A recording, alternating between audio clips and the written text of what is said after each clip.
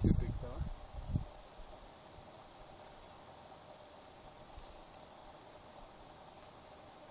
Today, got a really good day going on. It's an absolutely stunning day out here. And I got Timber with me today. I got his great-grandpa Takoda out here training him today. This is a magnificent boy, this guy. Wow. Just this amazing fella. He's about 13 weeks and stout, strong boy, really good, has really good skills out here. He's just such a great fella. And we're doing some of the Desna training work. And I got his great-grandpa with him today. He's roaming around here. He'll show up in a bit. But these are good boys, let me tell you. These are good guys. They're beautiful dogs to hike with. They're very personable to the handler. And focus on the handler, and just a great bunch of dogs. What do we got here, mister? We're going to get a couple of these sticks out here. Oh boy. Takoda, come by me. You better just sit right there. You better just sit right there.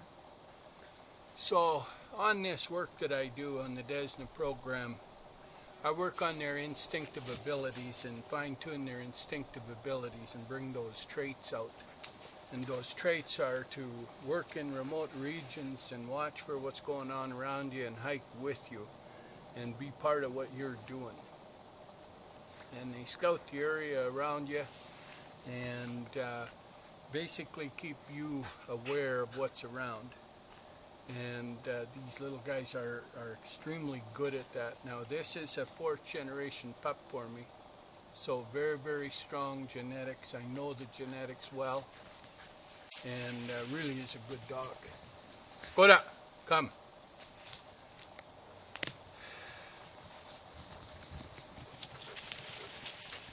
Big fun time today, buddy. Come around here, boy. Turn this way. Good. Turn here. Turn around. Good. Good. So I got the great-grandfather of this pup. Now I'll talk a little bit about that for you. When you get a really good dog like this, this bloodline is really good bloodline. This is one of the oldest lines of elkhounds there are. And this little pup here, if you had a young son in kindergarten, and you were going through, putting him through school, and Takoda would have gotten right through grade 12, like he's 12. Now this little guy right here, Timber, will take somebody right through grade 12 and get him through university if he stays in the same course. And that's one dog doing all that, looking after him the whole time. And amazing dog, 0 issues, no health issues, no trouble, no hassles, no nothing. Takoda has the best teeth, the best eyes, best legs, best heart, lungs, everything. Best coat by far. Look at the coat on this boy. What a magnificent coat. 1 bath in his life. No odor dog, never smells. Cleanest dog I have. Beautiful dog. Just an amazing fella. Has saved my life many times, and just flawless. Has 0 flaws. Now in the old museum archives in Norway, they got photos of the very old elkhounds, the early hunting dogs. And Takoda, they're like brothers to him. They're like twins. And this line here, the old Norrland line, of course, this bloodline, come out of that northern Sweden region. And they're the very first dogs. The dog that they actually set the standard on came out of that region. And they're true hunting dogs. They're very good dogs. Timber, come up. Good boy, Timber. Now what I like to do is use the big males to hike with the pups in the final stages. They get a little different outlook on life. They get a little different behavior, not so goofy. And you hike with the young females, lots of fun, lots of play. but the big males, they don't do that. So the pups learn a different way of hiking, and so we're starting our final stretch of the Desna with these boys now, and we hike them with the males, and lots of the male work. And they get a little different aspect on life. So when they go home, they're nice and stable dogs. They're well adjusted. Now, lots of breeders don't have the big old males around, so they have trouble setting those, and they don't keep the pup as long as we do, of course. That most breeders want to get rid of the pup at 8 weeks. They don't have time to set the pup up like this. So this is a very, very cool thing for people. You can get a pup that's so well adjusted and so well rank trained that very, very stable dog can handle almost any situation you'll ever encounter, and with ease and with calm and with steady, and very, very good dog. Now this is a very good ranging dog. His range is really nice, so meaning he doesn't go that far out. His range, I didn't even have to set his range. He set it himself, and it's not far. He's virtually never out of sight. And he likes to be in sight, whereas Takoda, he's got a deep range. He goes, I've worked with Takoda half a mile away, He'll find a clearing up there. I'll get a high spot, and he'll find a clearing and come out and look for me. And he knows where I am, too. When he sees me, if I give him a sign to go ahead, he'll keep going. If I give him a sign to return, he'll hustle the whole way back. Might take him 20 minutes, but he just keeps on moving. So his range is considerably different. But this guy's range is close, nice and close. Very, very good dog for most people. Most don't have the capability to work with a dog from half a mile away in bush and timber. They haven't got the faith. They haven't got the faith in the dog. They may not have the faith in their own abilities either, and they may spook. And so you've got to have a great deal of faith in your bloodline. And you have to have done it a bit too. Take one of these guys out and let them get half a mile away, and then try and figure out what you should do. So yeah, I mean, for most people, this is the way to have them. Very, very good dog. Now this is a pretty boy, Leaf and Tika pup. Now Tika was over the other day. Wendy and Dale came to see the boys before they went home, and I'm telling you, what a reunion. So they had Tika along there and had Tor out, and very, very fun time we had. They just loved these boys. Now they were probably crying on the way home because they missed these boys, of course. But they know they're going to good homes. So this dog here has a unique name. He's named after an island on Lake Winnipesaukee in New Hampshire. Now I spent a little practice time on that name, just so you know. I had it just about everything but Winnipesaukee. So I'm finally getting around to remembering it correctly. But he's going to be a famous boy. Him and his brother Echo are both going down there, and just going to have a great time. And that whole region has a lot of lakes and hiking, and just a nice spot. So I'm very, very proud to be able to send Michelle and Bob, those two brothers. They'll have two of the best in the world. And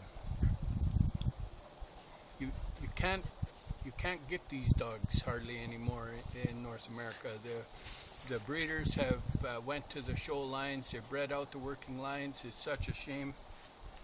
And Takoda, I can't guarantee that his birthday's today. It might be tomorrow. The old suite I got him from, he didn't have any need for paperwork.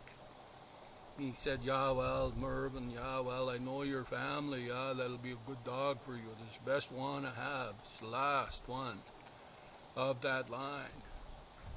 That's about all I got. So it's in here today, tomorrow. We always celebrate for a few days, of course. So we'll go for 4 days and celebrate his birthday.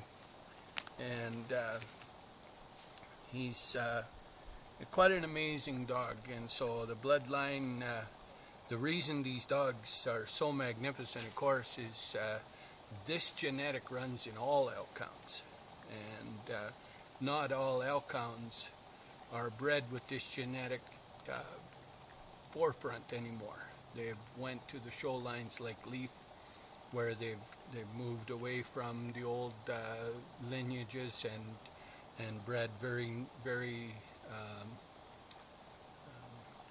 picture perfect breed standard dogs that are written on the new standard, not the old one, and not the original. And so whenever we breed dogs, of course, we work only with working dogs. We brought the new show lines in to preserve the working line because they're impossible to get. And so the old working dogs come right back out. So very rare dogs, and very good dogs, far superior dogs. This guy's way better than his dad, of course. Now, nothing wrong with Leaf Boy, he's magnificent, but this guy's just superior. All his brothers are superior. Every pup Leaf has is going to be superior to Leaf simply because he's mated to superior females. And so it's just, every breeder knows how that works. If you have superior genetics and you have superior genetics in Leaf, and they come together, you're going to get better dogs. And so it works to produce these amazing dogs. Now, most breeders don't have the depth of genetic in their program, and so they can't do this. They're just stuck with what they got, which is totally fine. Nothing wrong with that. Any elk hound is better than any other breed of dog anyway, so it sure wouldn't matter. But when you want a really good dog, then you might as well get a superior elk hound. And that's the advantage. Now, hard to get one of our dogs too. You've got to contact us early, stuff like that. It's not like you can just phone us up and get a pup. You've got to wait just quite some time. But we work hard at raising good dogs, and we will get you one. And we've got bloodline from Takoda. I got his boy Mon, his big boy Jaeger. I got his daughter Tora, Vida, Luna. We got more daughters of his. We got granddaughters of his, Kai. There's Tico over there. We've got great-granddaughters, Letta and Velma. So, not Velma, no, Letta and the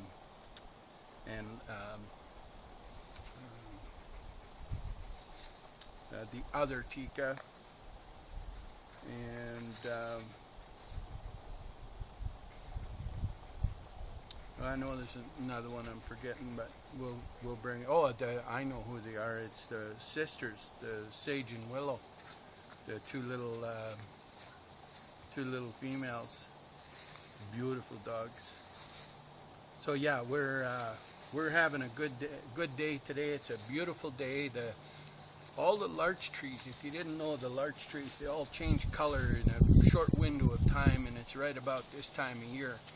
And so when I come up here this time of year now, I can see all the orange coming out in the forest. It's absolutely beautiful. The aspen have been changing for quite some time, but now all the larch. Timber, come here. Don't be by the camera. Timber, don't be by the camera, boy. You come here. Come on over here. Timber, come, boy. Good boy. Good boy. Good boy. I'm on a precarious hillside, and my camera is on a fairly radical setup there, which would take very little to push over. I've had a few tumbles with that, so I had to get him over here. But larch trees are beautiful this time of year. They change the whole dynamic of the forest. Air is fresh. It was cool this morning. We're having a lovely day right now. Sun's out, beautiful weather, and lovely fall. So great time to hike, and the dog's all aware that the game's moving. So very nice. An elk hound makes the best remote terrain dog in the world. There's no doubt about it. Bred for hiking in remote terrains and working and finding game. That's really what they're skilled at, and holding moose, of course. They're a moose hunting dog. But As everybody knows, you only hunt till you get your moose, and then the rest of the time you're hiking. So they're highly skilled at hiking and forestry work and that sort of thing. So we've got a lot of guys in forestry that use them. We've got dogs in every industry. Come, boys. Come by me. Come, boys. Come on. Stay in the video for a few minutes and we'll get going. Timber. No, he's having fun over there. That's okay. Well, we'll just about wrap up. They want to get hiking again. It was a good video, I think. You boys coming? You come on up for the film, boys. We'll get hustling. Good boys. Good boys. Good boys. Good boys. Good video, boys.